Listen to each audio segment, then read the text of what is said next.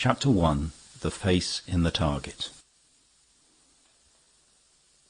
Harold March, the rising reviewer and social critic, was walking vigorously across a great tableland of moors and commons, the horizon of which was fringed with the far-off woods of the famous estate of Torwood Park. He was a good-looking young man in tweeds, with very pale curly hair and pale clear eyes. Walking in wind and sun in the very landscape of liberty, he was still young enough to remember his politics and not merely try to forget them. For his errand at Torwood Park was a political one. It was the place of appointment named by no less a person than the Chancellor of the Exchequer, Sir Howard Horne, then introducing his so-called socialist budget, and prepared to expound it in an interview with so promising a penman. Harold March was the sort of man who knows everything about politics and nothing about politicians. He also knew a great deal about arts, letters, philosophy, and general culture, about almost everything indeed, except the world he was living in. Abruptly, in the middle of those sunny and windy flats, he came upon a sort of cleft, almost narrow enough to be called a crack in the land. It was just large enough to be the watercourse for a small stream which vanished at intervals under green tunnels of undergrowth, as if in a dwarfish forest. Indeed, he had an odd feeling, as if he were a giant looking over the valley of the pygmies. When he dropped into the hollow, however, the impression was lost. The rocky banks, though hardly above the height of a cottage, hung over and had the profile of a precipice. As he began to wander down the course of the stream in idle but romantic curiosity, and saw the water shining in short strips between the great grey boulders and bushes as soft as great green mosses, he fell into quite an opposite vein of fantasy. It was rather as if the earth had opened and swallowed him into a sort of underworld of dreams, and when he became conscious of a human figure dark against the silver stream, sitting on a large boulder and looking rather like a large bird, it was perhaps with some of the premonitions proper to a man who meets the strangest friendship of his life. The man was apparently fishing, or at least was fixed in a fisherman's attitude with more than a fisherman's immobility. March was able to examine the man almost as if he had been a statue for some minutes before the statue spoke. He was a tall, fair man, cadaverous and a little lackadaisical, with heavy eyelids and a high-bridged nose. When his face was shaded with his wide white hat, his light moustache and lithe figure gave him a look of youth. But the Panama lay on the moss beside him, and the spectator could see that his brow was prematurely bald, and this, combined with a certain hollowness about the eyes, had an air of headwork or even headache. But the most curious thing about him, realized after a short scrutiny, was that, though he looked like a fisherman, he was not fishing. He was holding, instead of a rod, something that might have been a landing net which some fishermen use, but which was much more like the ordinary toy net which children carry and which they generally use indifferently for shrimps or butterflies. He was dipping this into the water at intervals, gravely regarding its harvest of weed or mud and emptying it out again. "No, I haven't caught anything," he remarked calmly, as if answering an unspoken query. "What I do have, I throw it back again, especially the big fish. But some of the little beasts interest me when I get 'em." "A scientific interest, I suppose," observed March. "Of a rather amateurish sort, I fear," answered the strange fisherman. "I have a sort of hobby about what they call phenomena of phosphorescence. But it would be rather awkward to go about in society carrying stinking fish." "I suppose it would," said March with a smile. "Rather odd to enter a drawing-room carrying a large luminous cod," continued the stranger in his listless way. "How quaint it would be if one could carry it about like a lantern, or have little sprats for candles. Some of the sea beasts would really be very pretty, like lampshades, the blue sea snail that glitters all over like starlight, and some of the red starfish really shine like red stars. But naturally I'm not looking for them here." March thought of asking him what he was looking for, but feeling unequal to a technical discussion, at least as deep as the deep-sea fishes, he returned to more ordinary topics. "Delightful sort of hole this is," he said, "this little dell and river here. It's like those places Stevenson talks about where something ought to happen." "I know," answered the other. "I think it's because the place itself, so to speak, seems to happen and not merely to exist. Perhaps that's what old Picasso and some of the Cubists are trying to express by angles and jagged lines. Look at that wall, like low cliffs that juts forward just at right angles to the slope of turf sweeping up to it. That's like a silent collision. It's like a breaker or the backwash of a wave." March looked at the low-browed crag overhanging the green slope and nodded. He was interested in a man who turned so easily from the technicalities of science to those of art, and asked him if he admired the new angular artists. "As I feel it, the Cubists are not Cubist enough," replied the stranger. "I mean, they're not thick enough. By making things mathematical, they make them thin. Take the living lines out of that landscape, simplify it to a right angle, and you flatten it out to a mere diagram on paper. Diagrams have their own beauty, but it is of just the other sort. They stand for the unalterable things, the calm, eternal, mathematical sort of truths, what somebody calls the white radiance of—" He stopped, and before the next word came, something had happened almost too quickly and completely to be realized. From behind the overhanging rock came a noise and rush like that of a railway train, and a great motor car appeared.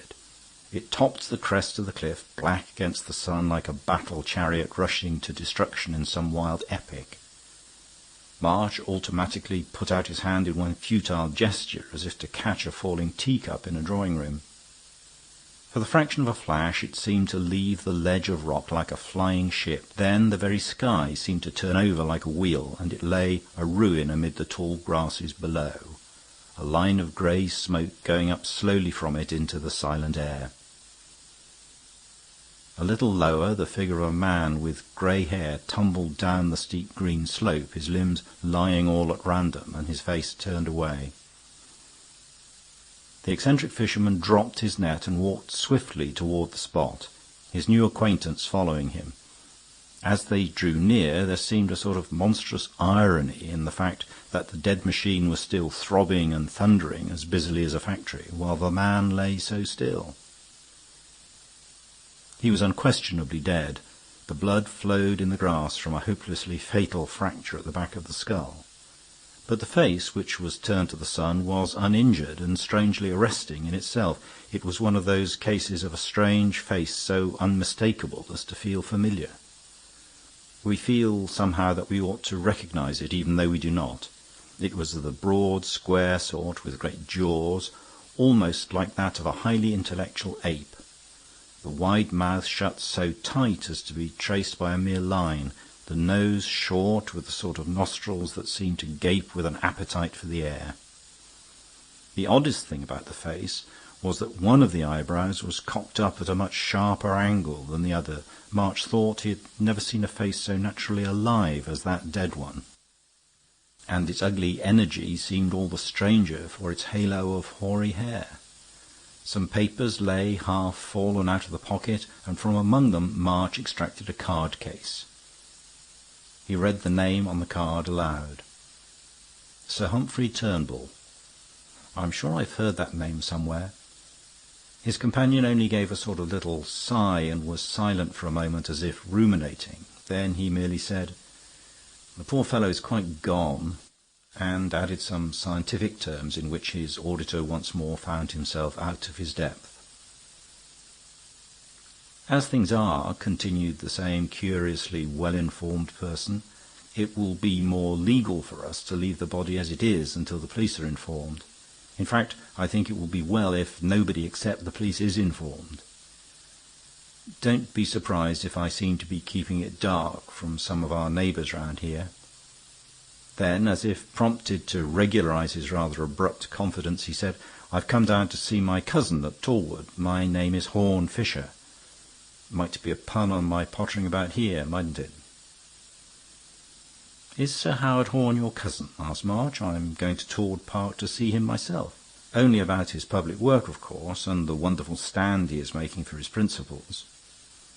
I think this budget is the greatest thing in English history. If it fails, it will be the most heroic failure in English history. Are you an admirer of your great kinsman, Mr. Fisher?" "Rather," said Mr. Fisher. "He's the best shot I know." Then, as if sincerely repentant of his nonchalance, he added with a sort of enthusiasm, "No, but really he's a beautiful shot."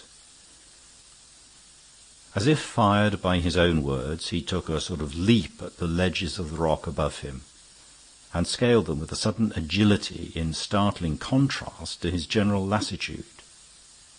He had stood for some seconds on the headland above, with his aquiline profile under the Panama hat relieved against the sky, and peering over the countryside, before his companion had collected himself sufficiently to scramble up after him. The level above was a stretch of common turf on which the tracks of the fated car were ploughed plainly enough. But the brink of it was broken as with rocky teeth. Broken boulders of all shapes and sizes lay near the edge. It was almost incredible that anyone could have deliberately driven into such a death trap, especially in broad daylight. "I can't make head or tail of it," said March. "Was he blind or blind drunk?" "Neither, by the look of him," replied the other.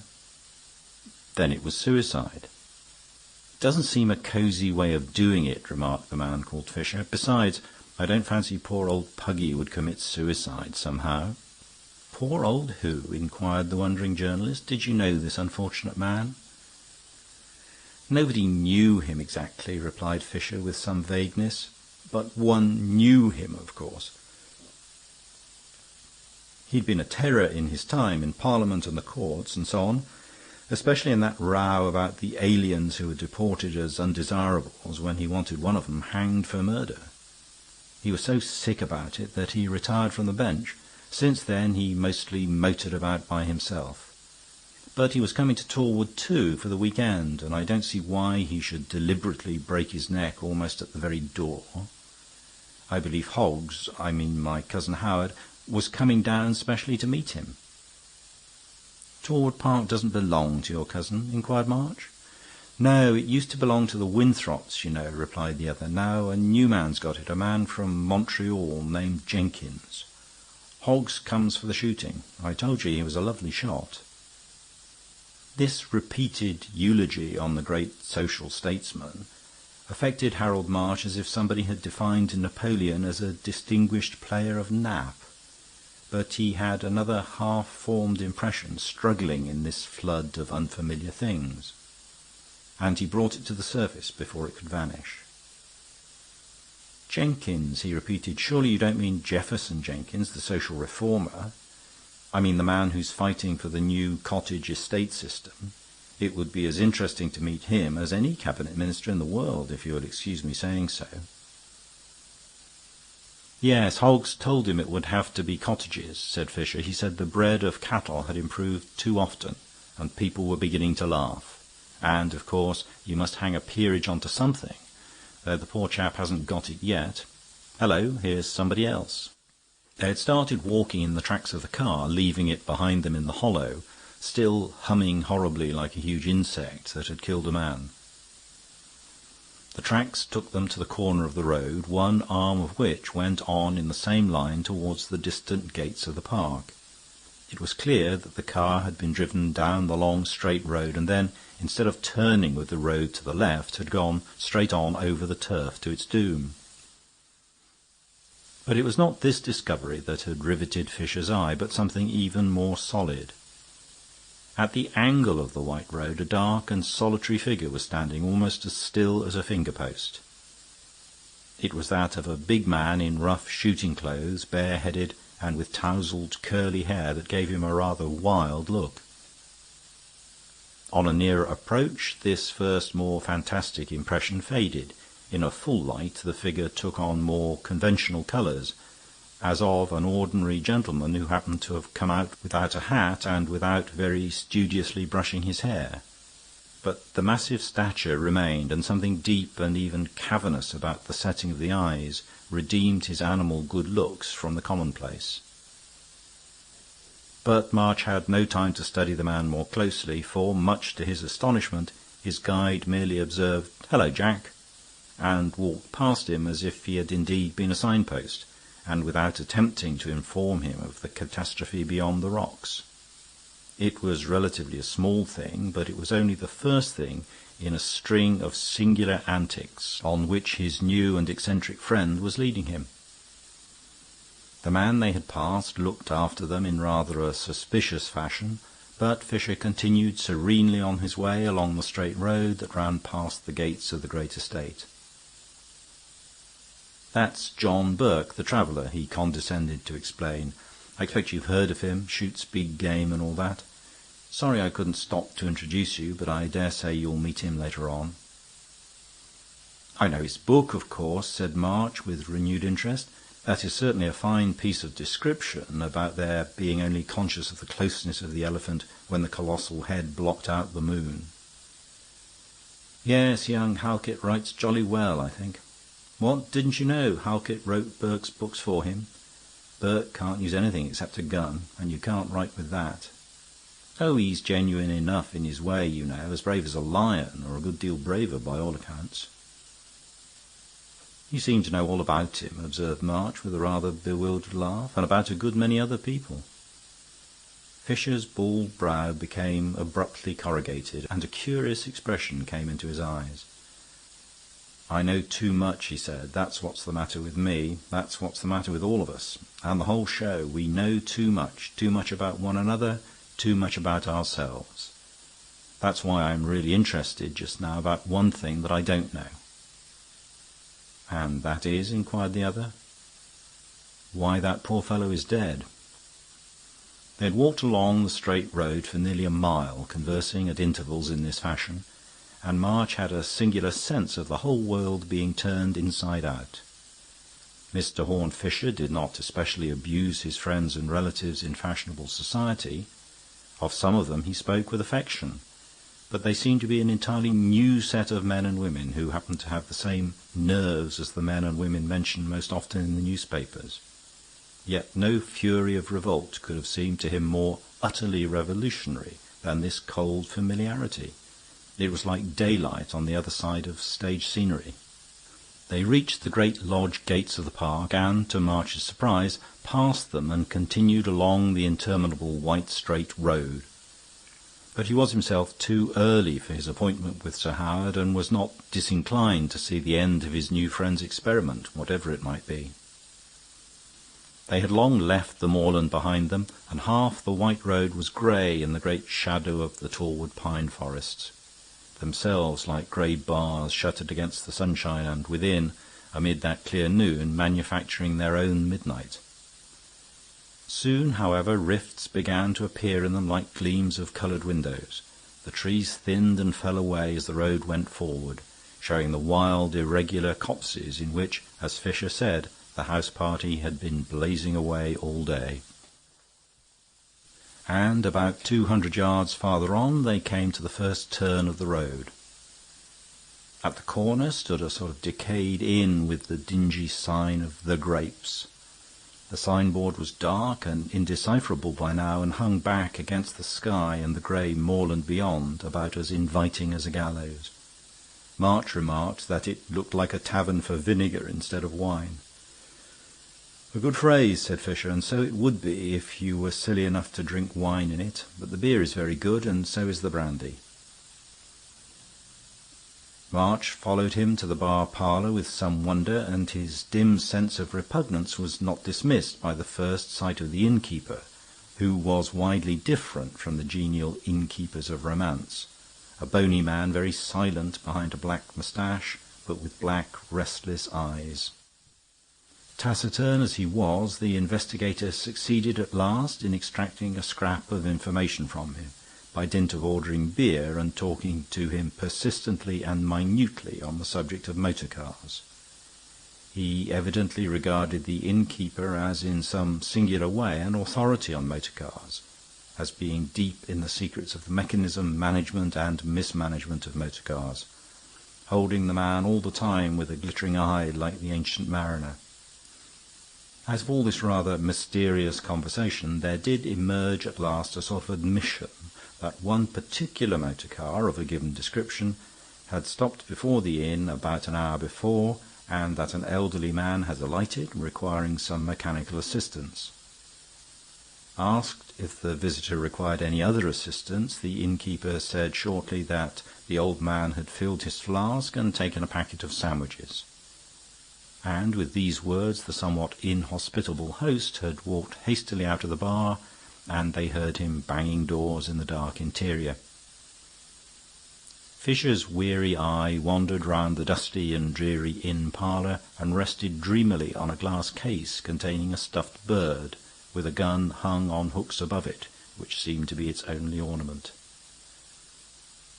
Puggy was a humorist, he observed, at least in his own rather grim style, but it seems rather too grim a joke for a man to buy a packet of sandwiches when he's just going to commit suicide. "If you come to that," answered March, "it isn't very usual for a man to buy a packet of sandwiches when he's just outside the door of a grand house he's going to stop at." "No, no," repeated Fisher almost mechanically, and then suddenly cocked his eye at his interlocutor with a much livelier expression. "By Jove, that's an idea. You're perfectly right, and that suggests a very queer idea, doesn't it?" There was a silence, and then March started with irrational nervousness as the door of the inn was flung open and another man walked rapidly to the counter. He had struck it with a coin and called out for brandy before he saw the other two guests, who were sitting at a bare wooden table under the window. When he turned about with a rather wild stare, March had yet another unexpected emotion, for his guide hailed the man as Hoggs and introduced him as Sir Howard Horne. He looked rather older than his boyish portraits in the illustrated papers, as is the way of politicians. His flat, fair hair was touched with grey, but his face was almost comically round, with a Roman nose which, when combined with his quick, bright eyes, raised a vague reminiscence of a parrot. He had a cap rather at the back of his head and a gun under his arm. Harold March had imagined many things about his meeting with a great political reformer, but he had never pictured him with a gun under his arm drinking brandy in a public house. "So you're stopping at Jinks too," said Fisher. "Everybody seems to be at Jinks." "Yes," replied the Chancellor of the Exchequer. "Jolly good shooting. At least all of it that isn't Jinks shooting. I never knew a chap with such good shooting that was such a bad shot. Mind you, he's a jolly good fellow and all that. I don't say a word against him. But he never learned to hold a gun when he was packing pork or whatever he did. They say he shot the cockade off his own servant's hat. Just like him to have cockades, of course. He shot the weathercock off his own ridiculous gilded summer-house. It's the only cock he'll ever kill, I should think. Are you coming up there now?"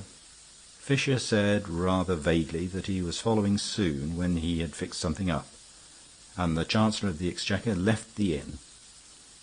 March fancied he had been a little upset or impatient when he called for the brandy, but he had talked himself back into a satisfactory state, if the talk had not been quite what his literary visitor had expected. Fisher, a few minutes afterward, slowly led the way out of the tavern and stood in the middle of the road, looking down in the direction from which they had travelled. Then he walked back about 200 yards in that direction and stood still again. "I should think this is about the place," he said. "What place?" asked his companion. "The place where the poor fellow was killed," said Fisher sadly. "What do you mean?" demanded March. "He was smashed up on the rocks 1.5 miles from here." "No, he wasn't," replied Fisher. "He didn't fall on the rocks at all. Didn't you notice that he only fell on the slope of soft grass underneath? But I saw that he had a bullet in him already." Then, after a pause, he added, "He was alive at the inn, but he was dead long before he came to the rocks. So he was shot as he drove his car down this strip of straight road, and I should think somewhere about here. After that, of course, the car went straight on with nobody to stop or turn it. It's really a very cunning dodge in its way, for the body would be found far away, and most people would say, as you do, that it was an accident to a motorist. The murderer must have been a clever brute. "But wouldn't the shot be heard at the inn or somewhere?" asked March. "It would be heard, but it would not be noticed. That," continued the investigator, "is where he was clever again. Shooting was going on all over the place all day. Very likely he timed his shot so as to drown it in a number of others. Certainly he was a first-class criminal, and he was something else as well."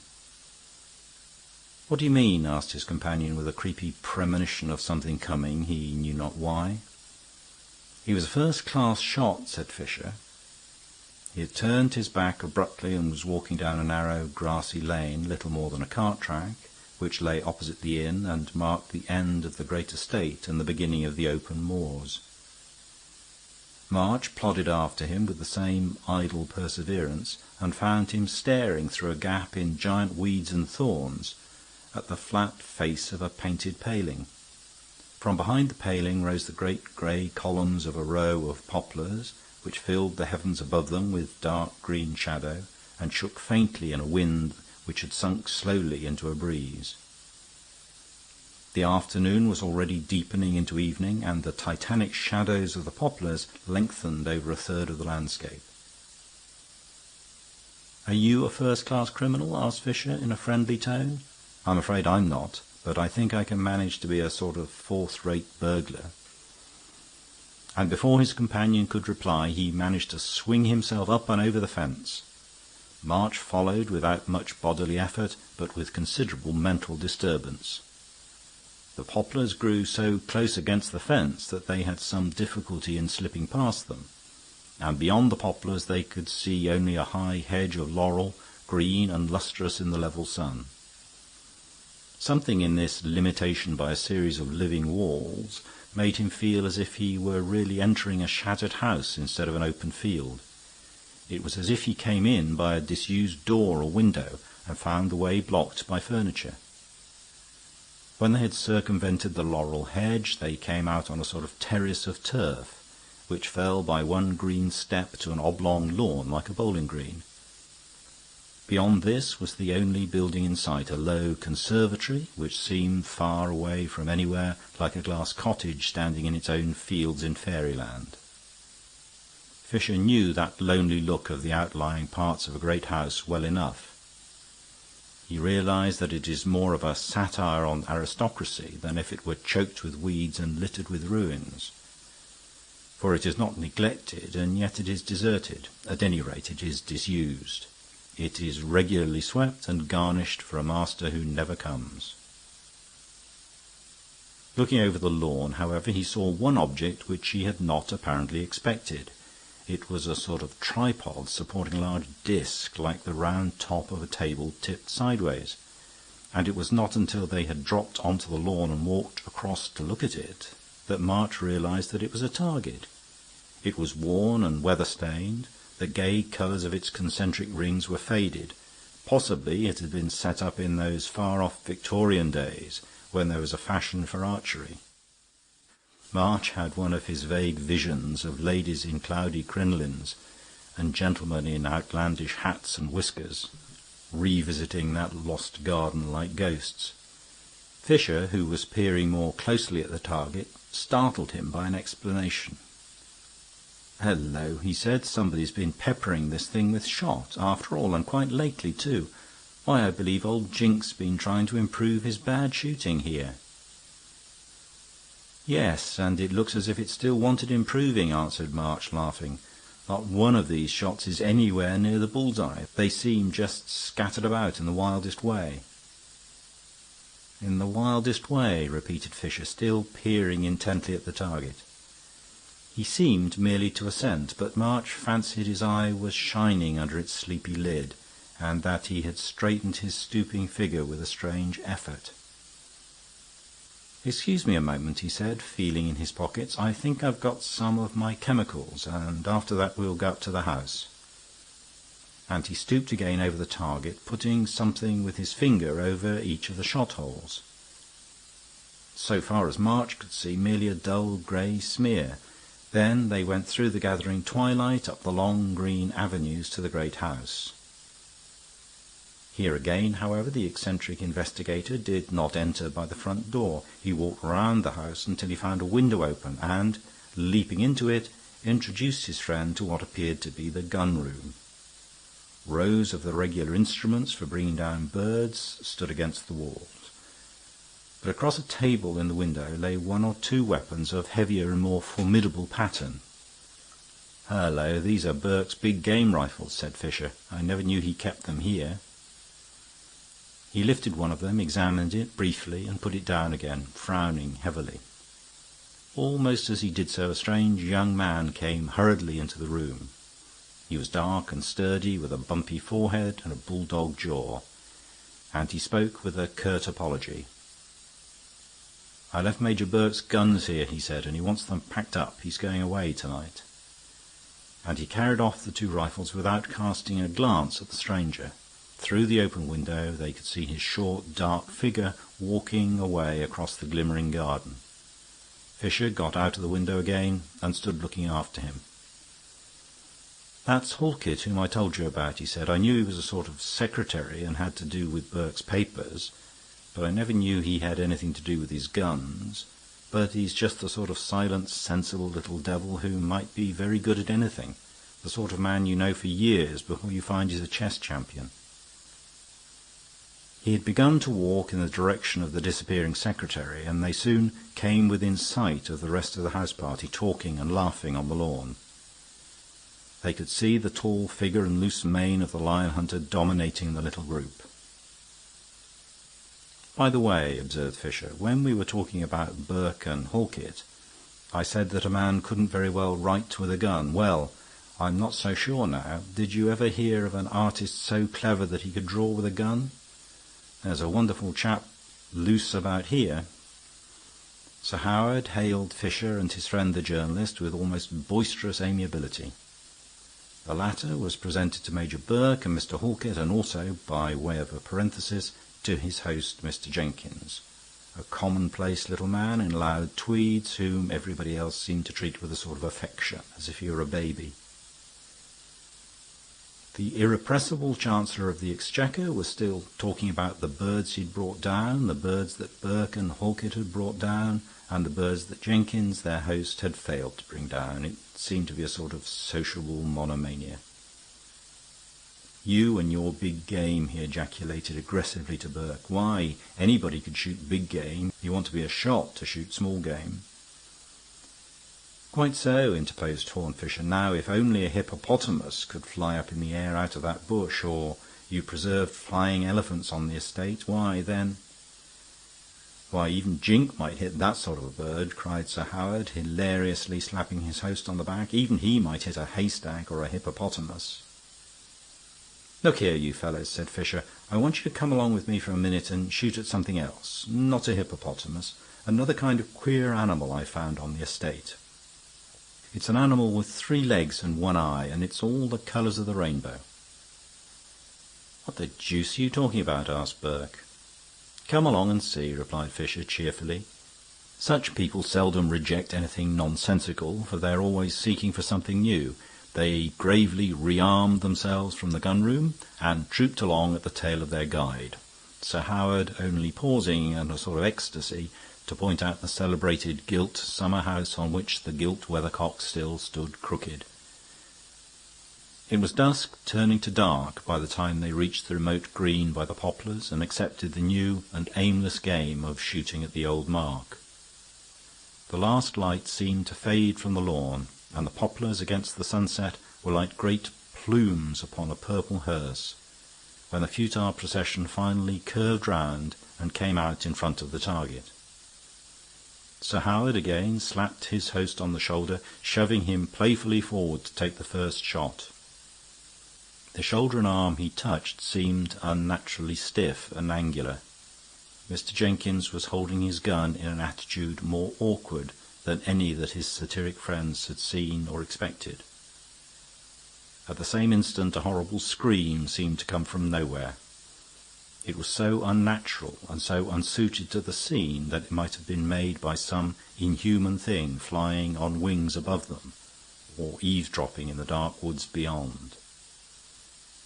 But Fisher knew that it had started and stopped on the pale lips of Jefferson Jenkins of Montreal.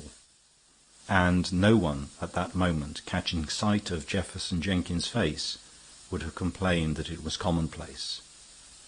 The next moment a torrent of guttural but good-humoured oaths came from Major Burke, as he and the two other men saw what was in front of them. The target stood up in the dim grass like a dark goblin, grinning at them, and it was literally grinning. It had two eyes like stars, and in similar livid points of light were picked out the two upturned and open nostrils and the two ends of the wide and tight mouth. A few white dots above each eye indicated the hoary eyebrows, and one of them ran upward almost erect. It was a brilliant caricature done in bright dotted lines, and March knew of whom. It shone in the shadowy grass, smeared with sea fire, as if one of the submarine monsters had crawled into the twilight garden. But it had the head of a dead man. "It's only luminous paint," said Burke. "Old Fisher's been having a joke with that phosphorescent stuff of his." "Seems to be meant for old Puggy," observed Sir Howard. "Hits him off very well." With that they all laughed, except Jenkins. When they had all done, he made a noise like the first effort of an animal to laugh, and Horne Fisher suddenly strode across to him and said, "Mr. Jenkins, I must speak to you at once in private."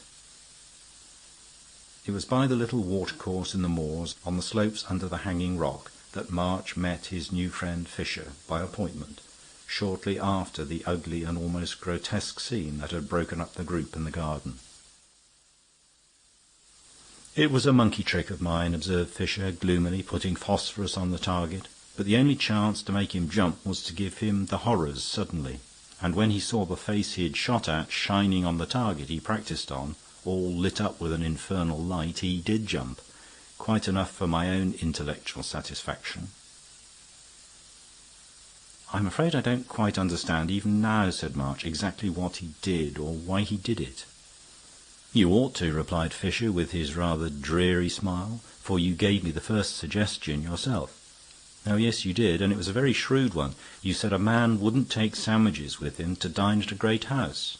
It was quite true, and the inference was that, though he was going there, he didn't mean to dine there, or, at any rate, that he might not be dining there.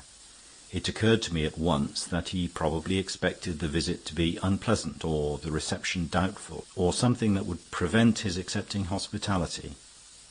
Then it struck me that Turnbull was a terror to certain shady characters in the past, and that he'd come down to identify and denounce one of them. The chances, at the start, pointed to the host, that is, Jenkins. I'm morally certain now that Jenkins was the undesirable alien Turnbull wanted to convict in another shooting affair. But you see, the shooting gentleman had another shot in his locker." "But you said he would have to be a very good shot," protested March. "Jenkins is a very good shot," said Fisher. "A very good shot who can pretend to be a very bad shot.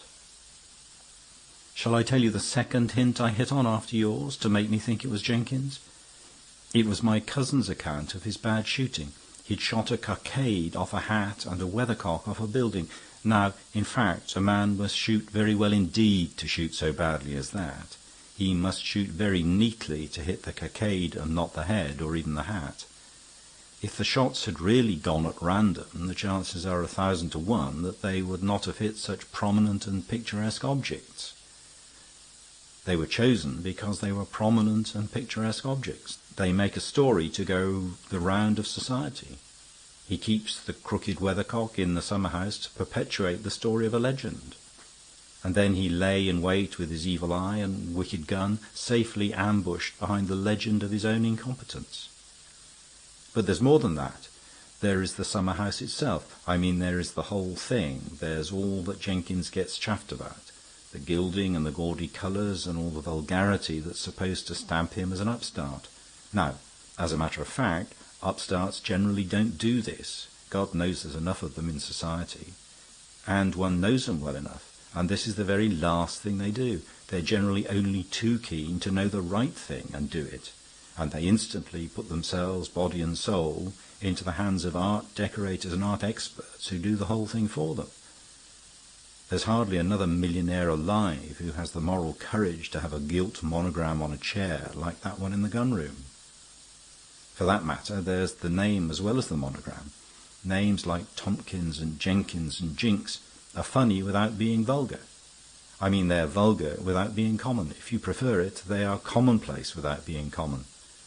They're just the names to be chosen to look ordinary, but they're really rather extraordinary. Do you know many people called Tompkins? It's a good deal rarer than Talbot. It's pretty much the same with the comic clothes of the parvenu.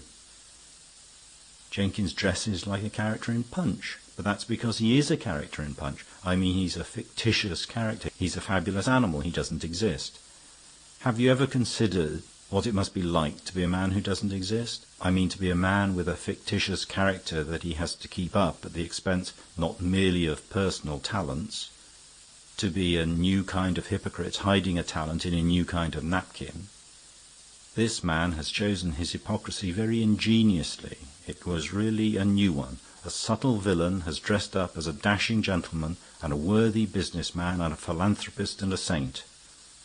But the loud checks of a comical little cad were really rather a new disguise. But the disguise must be very irksome to a man who can really do things. This is a dexterous little cosmopolitan guttersnipe who can do scores of things. Not only shoot, but draw and paint and probably play the fiddle.